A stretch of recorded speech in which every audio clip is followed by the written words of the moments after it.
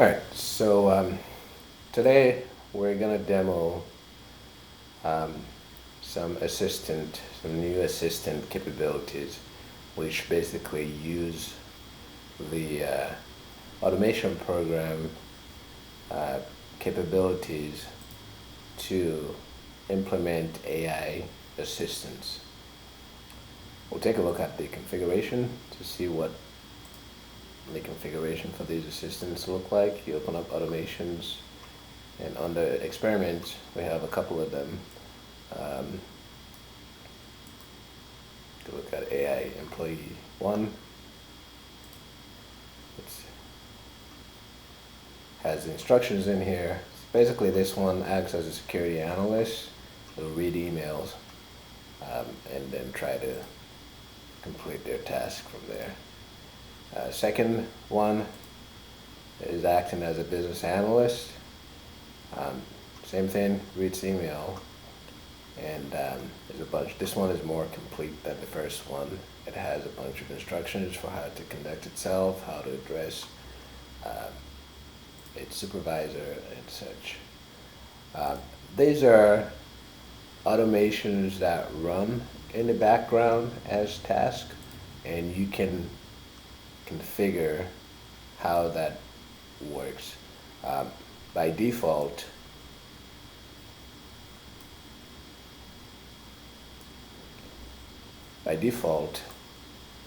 it will run in the background. But these particular automations are, they're intended to work with a human, so they need to interact with the front end as well, and we'll show how to facilitate that.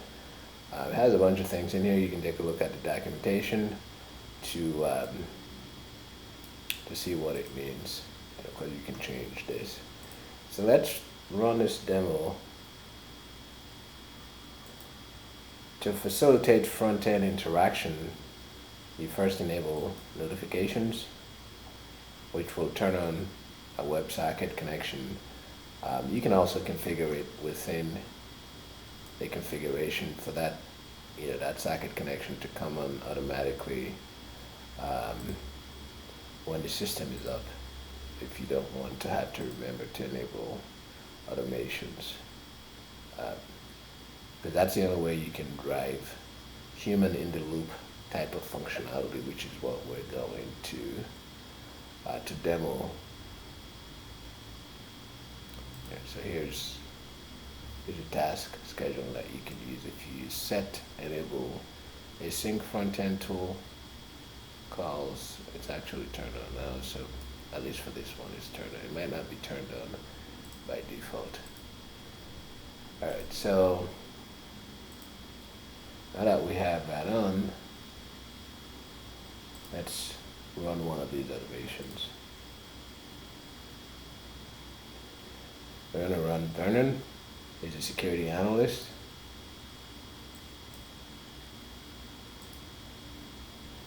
Okay, so that's going to be running on the back end, and we can go on to continue doing other work. When it needs our attention, you'll hear him, and we can respond to Vernon.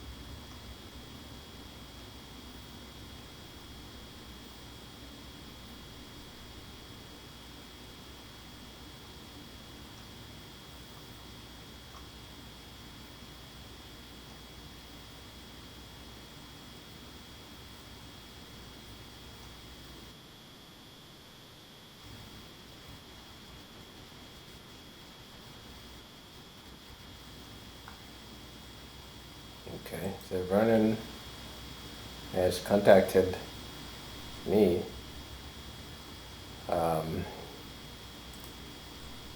Let's open up a session here. There's a second Vernon that's gonna come up again, so we'll just wait for that one to come as well. Since it's scheduled to run twice, you can schedule it however you want, including to run all day. For this demo, it's set up to run twice every 60 minutes. So here's the the email folder that Vernon is reading. And here's the email that it's contacting me about.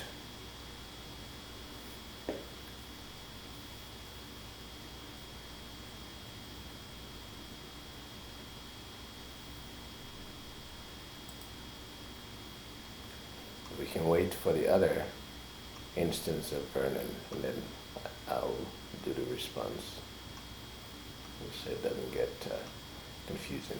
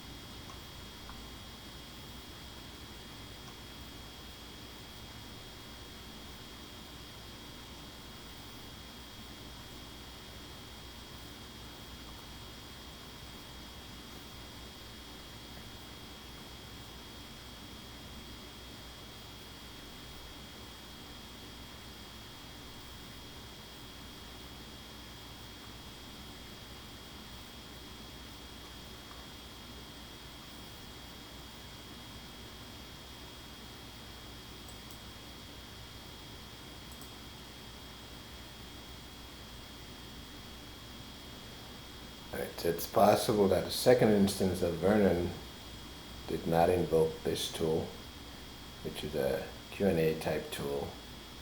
If it doesn't invoke it, then the front end doesn't get called. So we'll respond to Vernon, and I'll take a look and see what that is. When automations are running in this form, they fork conversations off of the main session. So if you want to respond to, you could have 10 different instances of this Q&A tool open. You want to make sure you're responding to the right one by merging into the conversation. So now I'm going to respond to Vernon.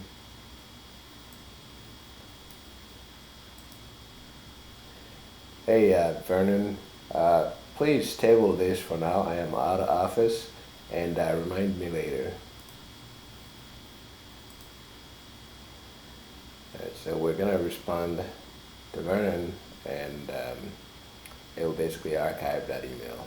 Vernon, as an automation, doesn't really have any tools to perform this task. This is obviously a demo. We'll show Billy after this, which is a bit more interesting in terms of what it's going to be able to do.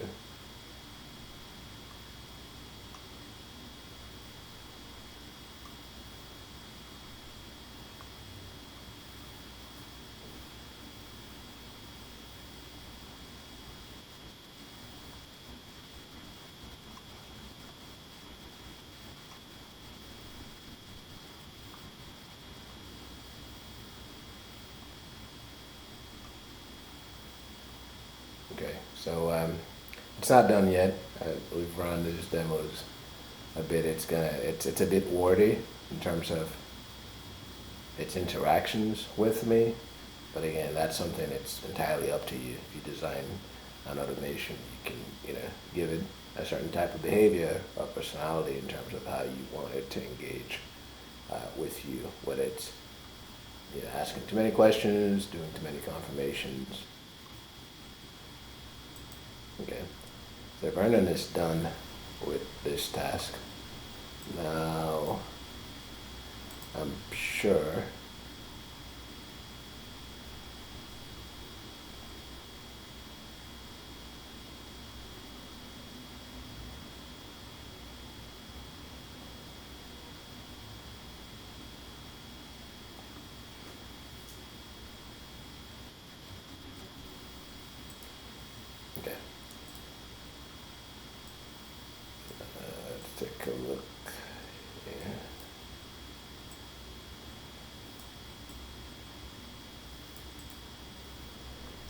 Alright, so we're gonna clean this up. This is all the log of, everything that it did. If you were reviewing this, it's especially useful for, it's kind of an audit log. It's useful for debugging and just figuring out what's going on. You can replay back some of these. And Vernon did move from the inbox, remember? It moved it to an archive folder as it said it would do. So that's shut down Vernon. And for Billy, I'm gonna modify its scheduling slightly.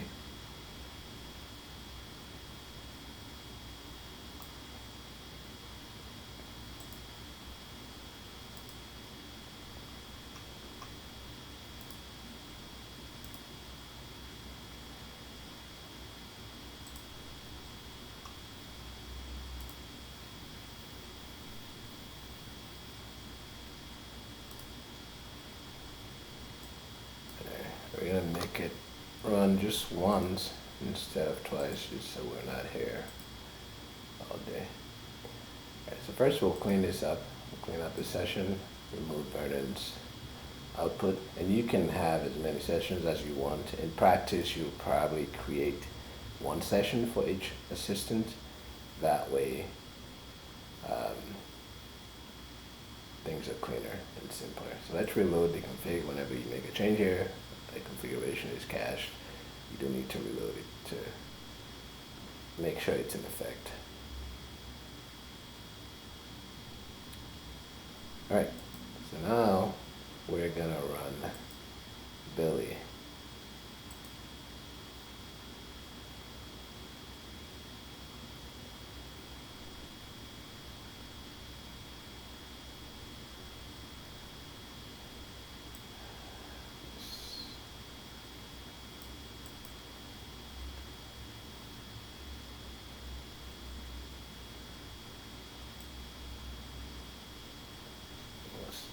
Irritating piece of.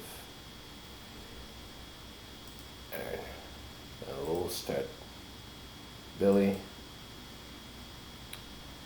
And Billy kicks up right away. Vernon was relying on a tool call to come to the front end. Billy is set up by default to run in the front end, so that when I kicked it off, you saw it right away in the session there.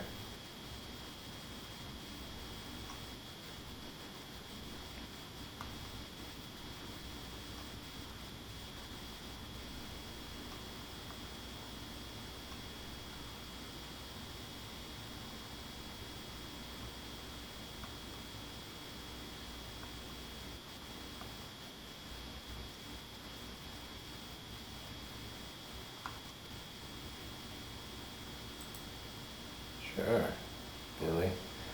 Alright, so let's see what Billy's email looks like. This is the email that Billy is reading. And here's the window.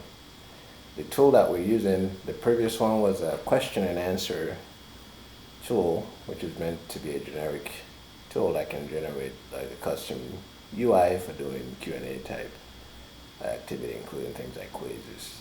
And it can generate basically a user interface depending on the task.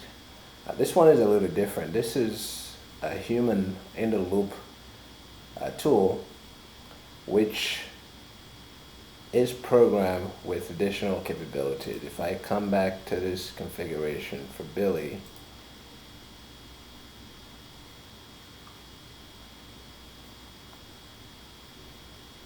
the tool is configured in here. Billy is asking for a price code. That's the human in the loop tool that we have configured here. It's a web app. It has information about the web app that tool represents, and we're going to use that to try to help Billy. This here indicates that we can invoke a human in the loop tool, and here are the parameters that are good, the arguments that will be passed to that tool. If you think about a human in the loop, um, in practice, you're probably going to need some other software to help the AI complete tasks. So this one provides a way for us to integrate such tooling.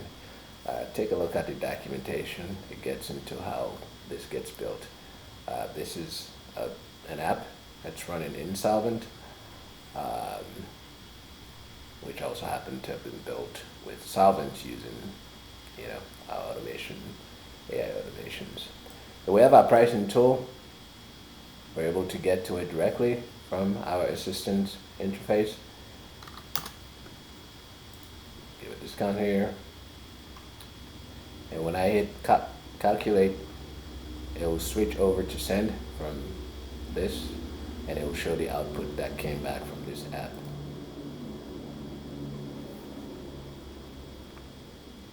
Alright, so here's our output that the app generated, our human task tool generated, and it changes indicating that there is an output to send. You can hit send there, but that will just send the output without any additional instructions. So I'm going to use the tools at the bottom here. Just as we did for the first one, I have to join the proper conversation to ensure that the messages are routed and ordered in the right way. So we'll close this tool out, and I'm going to respond to Billy now. Hey Billy, here's a quote. Also remind Ava that if they increase the license to 10, we can give them a discount for 1. In other words, they can get 11 licenses for the price of 10. Thank you.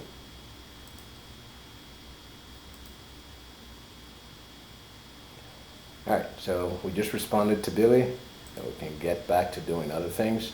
When Billy is done, she'll let me know.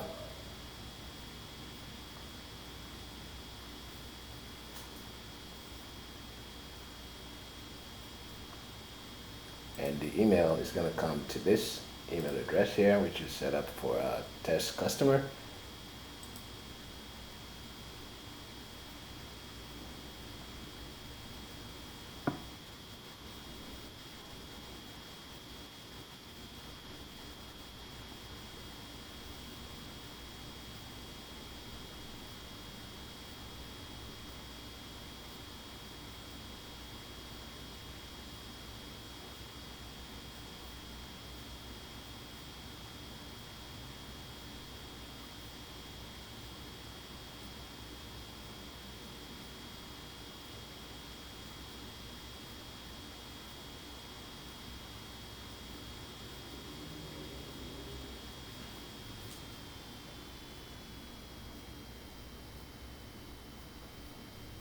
So again,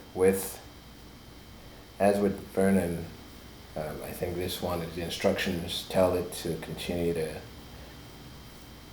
basically reiterate what we ask it to do, just to be sure that the instructions are correct. That's why it's reading it back to me. Sometimes it will do so in detail, other times it won't.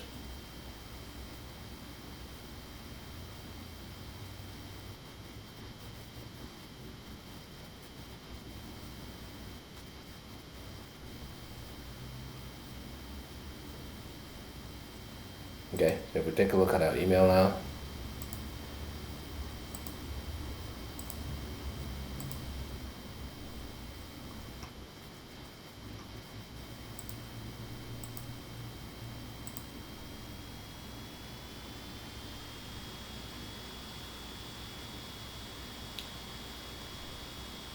All right.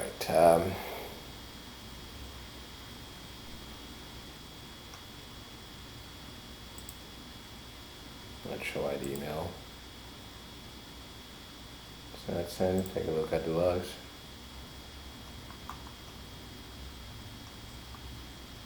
I don't see any errors here.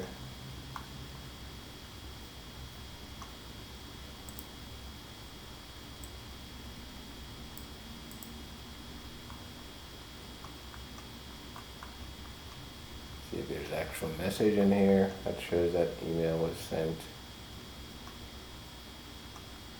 The price code tool.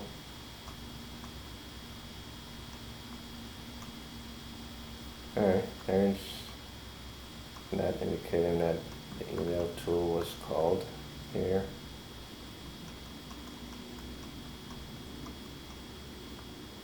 And the email was sent, so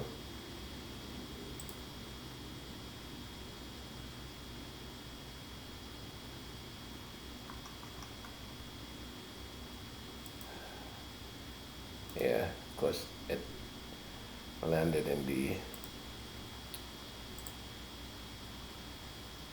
spam folder. So here's the email that Billy sent.